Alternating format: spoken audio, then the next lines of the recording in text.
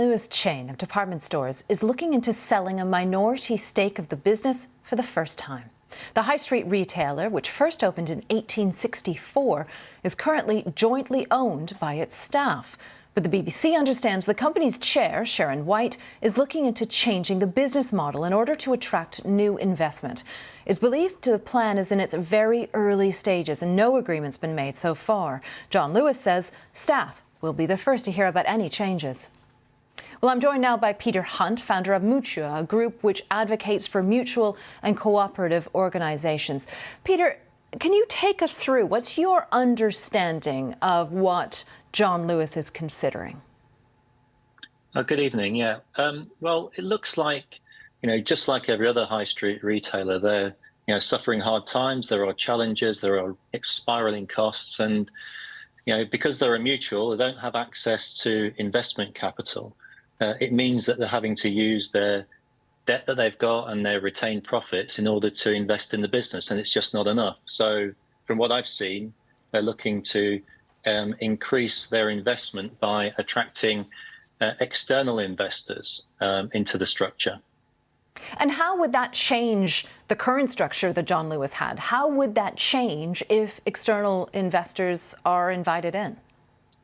Well, it's a pretty big deal because at the moment they're fully owned by their employees through an employee ownership trust. And that means that they behave differently. All of these different types of mutuals don't behave the way that the usual corporate animal behaves on the high street. And so that's why you get long-term business plans, you get stronger trust with customers, you get different behaviors from these kind of businesses. If you bring in external investors, it can start to change that culture. And, we've seen, significant losses in the high street over the last few years. And, we don't want to see John Lewis go down the same route. That thin end of the wedge of new investment really could cause difficulties for them.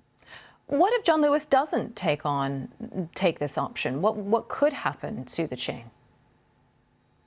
Well, look, we don't know how many different options have been considered, but one of the difficulties in the UK is that there are fewer options for mutuals in raising capital. If you look around the world, there's choices that other countries have taken where you can still raise external capital, but you don't risk the purpose of the business. You don't give away control of the business to those investors. And we think that that's an option that should be explored deeply with the British government. Maybe some urgent legislation is required to give different options for John Lewis so they can attract the investment that they need, but not risk the culture and the purpose of the business. Peter, how unusual is John Lewis? How unusual is it to have a commercial company, such a large retailer, owned by its employees? It's unusual in the UK.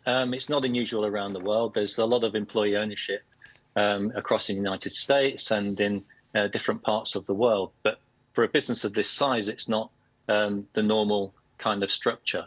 However, it is within a broader environment of different types of cooperatives and mutuals, all of which have interesting structures and ways of keeping this different business purpose going. We want to see corporate diversity in the high street. We want to see different types of business being able to flourish. And we don't want everybody to go down the same route of this corporate monoculture, which ultimately will lead to everybody doing the same thing. Okay, Peter, thank you very much. Peter Hunt for taking us through that, Managing Director of Mutuo.